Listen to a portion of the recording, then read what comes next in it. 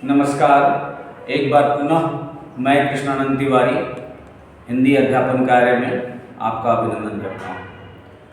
आज एक नए विषय के साथ हम यहाँ उपस्थित हुए हैं जो व्याकरण का विषय है, अति महत्वपूर्ण सर्वनाम।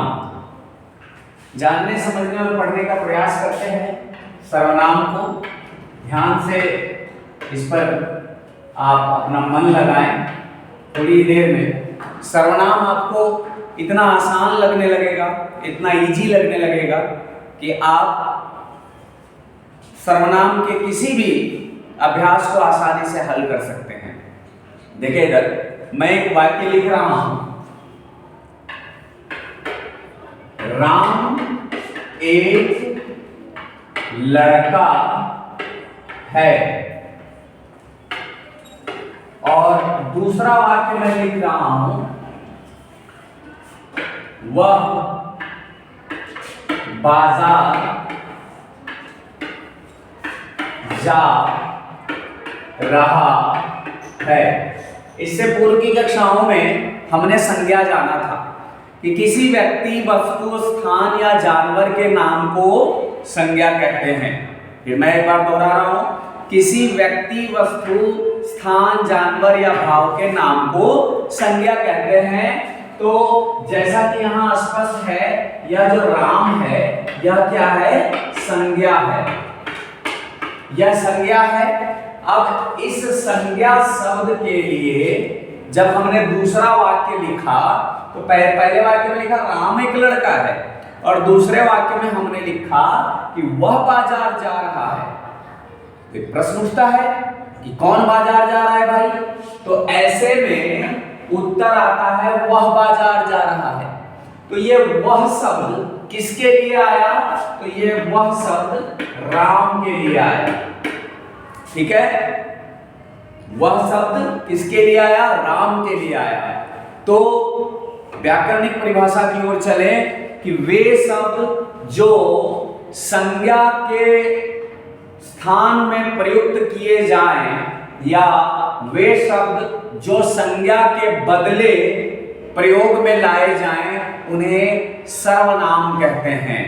फिर एक बार दोहरा रहा हूं कि संज्ञा के बदले आने वाले शब्दों को या संज्ञा के बदले प्रयोग में लाए जाने वाले शब्दों को सर्वनाम कहते हैं। तो यह वह जो है वो क्या हो गया? यहाँ यह सर्वनाम हो गया, यह सर्वनाम कहलाएगा। यह व्याकरण की एक बड़ी विधा है, बड़ा अध्याय है, जिसको समझे बगैर आप किसी भी प्रकार के वाक्य का निर्माण, वाक्य की संरचना नहीं कर सकते हैं तब तक जब तक हमें ठीक ठाक सर्वनाम समझ में ना आ जाए। अब सर्वनाम के भेदों की ओर आगे बढ़ते हैं। ध्यान देंगे,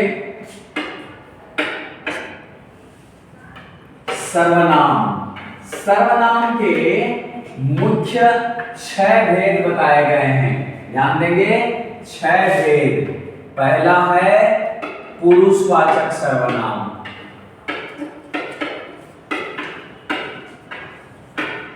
दूसरा है निश्चयवाचक सर्वनाम, तीसरा है अनिश्चयवाचक सर्वनाम,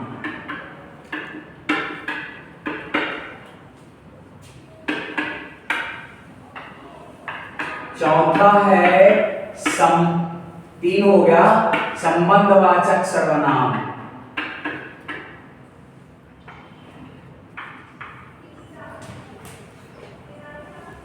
पांचवा है प्रश्नवाचक सर्वनाम, और एक छठा जगह नहीं बन रहा है, मैं यहां बना के इधर आगे निकाल के लिख दे रहा हूं, यह है निजवाचक सर्वनाम।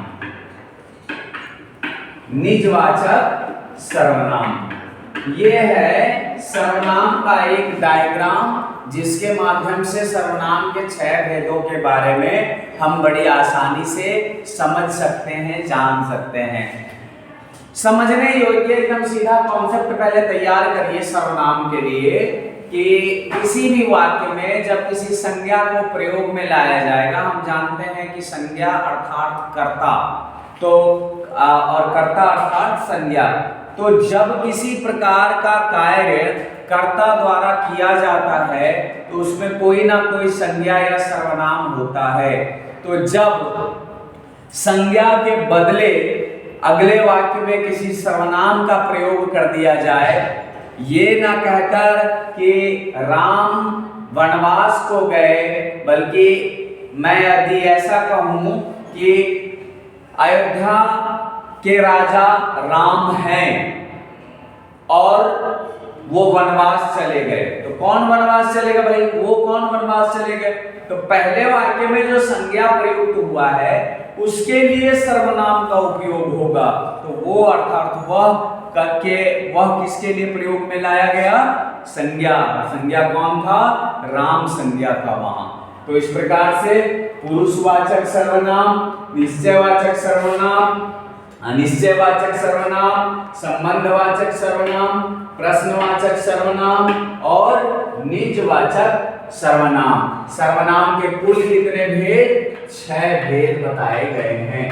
ठीक है, अब इन 6 भेदों को हमने एक एक करके आराम से पढ़ना है, समझना है कि इन 6 भेदों में क्या क्या चीजें दी गई हैं, क्या क्या चीजें बताई गई हैं। आइए एक एक कर पढ़ने और समझने का प्रयास करते हैं। पहला है पुरुषवाचक सर्वनाम। अब पुरुषवाचक सर्वनाम में 3 स्थितियां बताई गई हैं। वो 3 स्थितियां क्या है भाई? वो 3 स्थितियां हैं। पहला उत्तम पुरुष, थोड़ी अंग्रेजी का प्रयोग कर रहा हूं जिसको हम लोग इंग्लिश में कहते हैं फर्स्ट पर्सन। ठीक है। दूसरा है मध्यम पुरुष।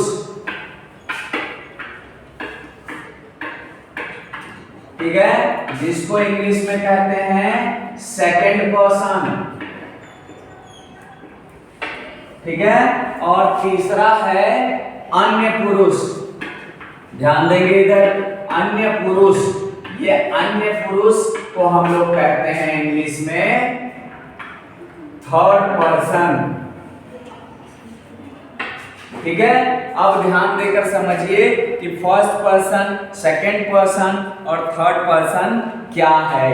अब ये उत्तम पुरुष में जो फर्स्ट पर्सन है इसमें होता है मैं, अर्थात किसी भी वाक्य को बोलने वाला, किसी भी वाक्य में क्रिया घटित करने वाला कर्ता।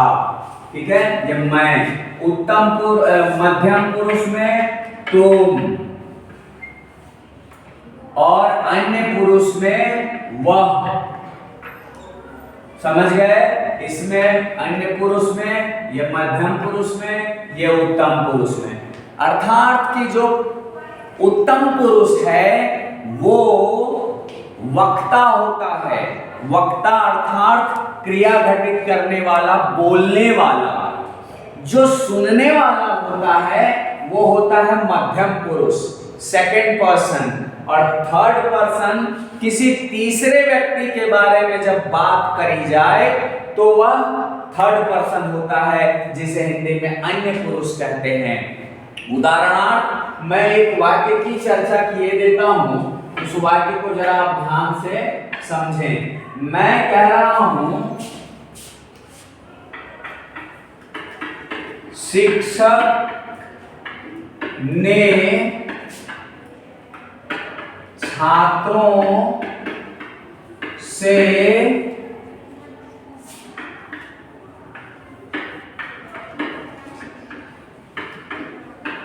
गांधी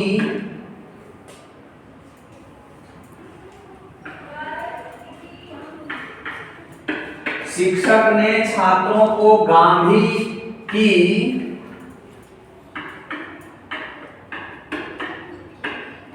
कई महत्वपूर्ण बातें बताई। ध्यान देंगे इधर, अब यहां शिक्षक ने, ये शिक्षक जो है ये हो जाएगा उत्तम पुरुष, ठीक है। और ये छात्र जो है ये हो जाएंगे यहां मध्यम पुरुष, ठीक है। और यहाँ जो गांधी जी हैं ये हो जाएंगे हमारे अन्य पुरुष। क्यों बेटा? देखेंगे कि यहाँ जो शिक्षक है वो शिक्षक बोल रहा है या शिक्षक बोलने का कार्य कर रहा है, इसीलिए वो फर्स्ट पर्सन कहलाएगा, उत्तम पुरुष कहलाएगा। और किसको कह रहा है? छात्रों को कह रहा है। शिक्षक जो बोल रहा है वो किसको सुना रहा है? छात्रों को सुना रहा है। तो शिक्षक हो गए फर्स्ट पर्सन उत्तम पुरुष, छात्र हो गए क्या? सेकंड पर्सन मध्यम पुरुष। और किसके बारे में बता रहे हैं? गांधी जी के बारे में बता रहे हैं। तो अब गांधी जी हो गए वहां अन्य पुरुष अर्थात थर्ड पर्सन। तो ये है हमारा पुरुषवाचक सर्वनाम, जिसमें 3 स्थितियां बताई गई हैं। पहला उत्तम पुरुष, दूसरा मध्यम पुरुष और तीसरा अन्य पुरुष। अर्थात कि प्रथम पुरुष में मैं, मध्यम पुरुष में तुम और अन्य पुरुष में वह जैसे सर्वनाम शब्दों का प्रयोग होता है। यह है पुरुषवाचक सर्वनाम। आगे बढ़ते हैं और अब आगे बढ़ के हम यहाँ देखेंगे निश्चयवाचक सर्वनाम। निश्चयवाचक सर्वनाम क्या है भाई? जिसके बारे में थोड़ा समझें और जानें और ध्यान से आप देखते रहें, ताकि बाद में सर्वनाम को समझने में किसी प्रकार की समस्या आपको न हो। निश्चयवाचक सर्वनाम में जो सर्वनाम शब्द निश्चित वस्तु, प्राणी या स्थान के बारे में जानकारी दे, निश्चित है ना, हमारे अंदर निश्चितता होनी चाहिए कि हम कितना परफेक्ट बोल रहे हैं किसी के बारे में, उन्हें हम निश्चयवाचक सर्वनाम कह सकते हैं। जैसे यह, वह, वे, ये सब, ये निश्चयवाचक सर्वनाम के अंतर्गत आते हैं। इसमें यह आ जाएगा, वह आ जाएगा, ये सब आ जाएंगे, वो सब आ जाएंगे। ये सब क्या है? ये सब निश्चयवाचक सर्वनाम के अंतर्गत आएंगे, ध्यान दीजिएगा। अब आता है तीसरा नंबर अनिश्चयवाचक सर्वनाम। अनिश्चयवाचक सर्वनाम यह क्या है? जिसमें अनिश्चित हो, सर्वनाम की स्थिति अनिश्चित हो, पूरी तरह से पता ना हो कि भाई इसमें सर्वनाम का योगदान क्या है नहीं है। जैसे उदाहरणार्थ कोई व्यक्ति आया था, उदाहरण मैं दे रहा हूं, ध्यान देंगे, उदाहरण में लिख रहा हूं, कोई आया था। तो यहां कौन आया था? इसकी निश्चितता नहीं है, यह परफेक्ट जानकारी नहीं है, लेकिन कोई आया था। अब वो कौन था? कोई आदमी था, कोई जानवर था, कोई पशु था, कोई पक्षी था, ये हम लोगों को नहीं पता है, लेकिन इतना जरूर पता है कि कोई आया था। तो इसे हम लोग अनिश्चय सर्वनाम कहते हैं। मुझे लग रहा है कि आप लोगों को भली भांति यहाँ समझ में आ रहा है। अनिश्चयवाचक सर्वनाम में कोई आया था, मेरे पास कुछ रुपए है ना, कोई, कुछ, इस प्रकार के शब्दों का जब प्रयोग किया जाए तो आप समझ लें यहाँ अनिश्चयवाचक सर्वनाम आता है। अगले सर्वनाम की ओर चलते हैं और समझने का प्रयास करते हैं। प्रश्नवाचक सर्वनाम, ध्यान दें इधर, अगला है प्रश्नवाचक सर्वनाम। बड़ी आसानी से आप समझ पाएंगे और इस वीडियो को बनाने का माध्यम भी है, यही उद्देश्य भी यही है हमारा कि ज़्यादा से ज़्यादा छात्र इससे लाभान्वित हो पाए, इससे अपने उद्देश्यों की पूर्ति कर पाए। देखेंगे कि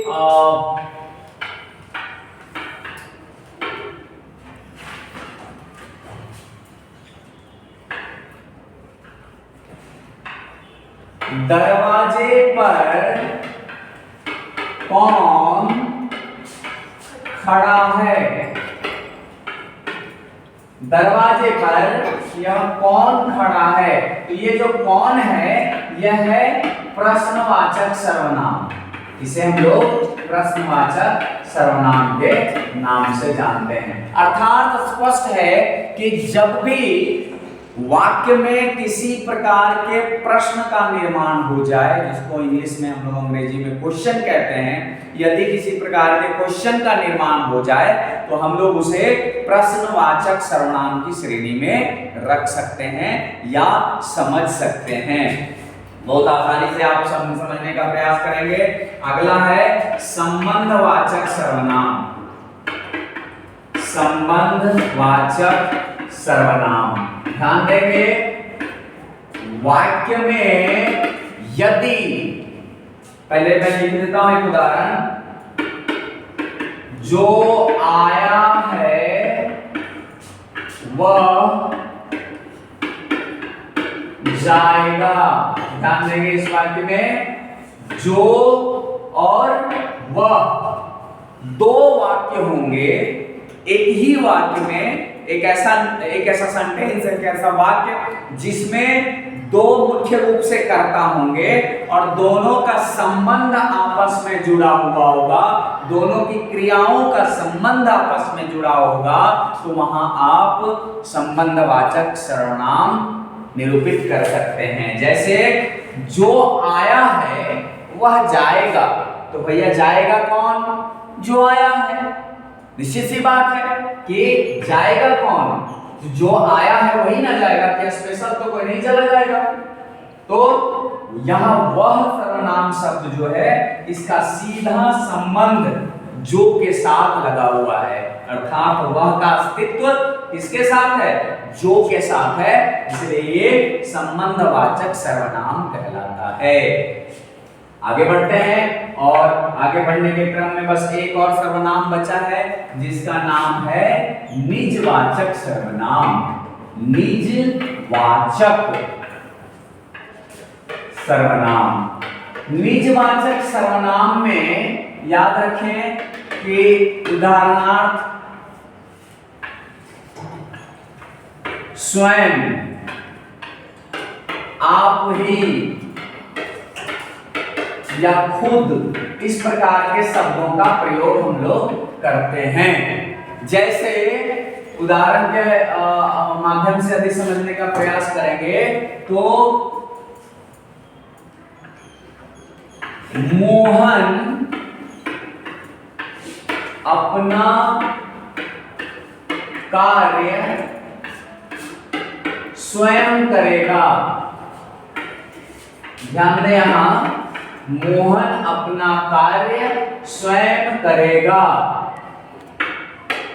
देखेंगे ये है मोहन जो मुख्य कर्ता है अर्थात संज्ञा है, और इस संज्ञा के बदले एक शब्द आया स्वयं।